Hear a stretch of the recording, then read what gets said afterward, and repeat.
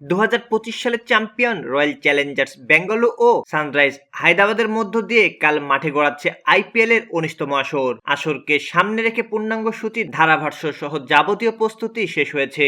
তবে টুর্নামেন্ট শুরু হওয়ার আগে ক্রিকেটের বাইবেল খ্যাত ম্যাগাজিন উইজডেন এশিয়ার ক্রিকেটারদের নিয়ে আইপিএল এর সর্বকালের সেরা একাদশ প্রকাশ করেছে, যেখানে একমাত্র বাংলাদেশি হিসেবে আছেন সাবেক বিশ্বসেরা অলরাউন্ডার সাকিব আল হাসানের নাম।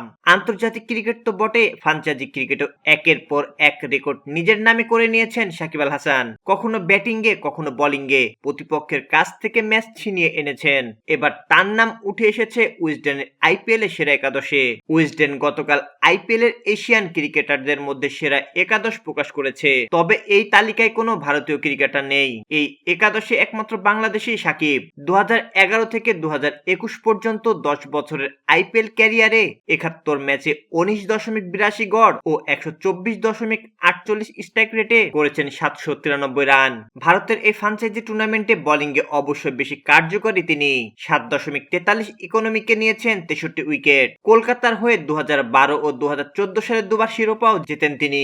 উইজডেনের আইপিএল সেরা একাদশে শ্রীলঙ্কান ক্রিকেটারদের আধিপত্য বেশি। তালিকায় 6 জন ক্রিকেটার এই তালিকায় জায়গা পেয়েছেন। এছাড়া পাকিস্তান ও আফগানিস্তানের 2 জন করে ক্রিকেটার রয়েছে।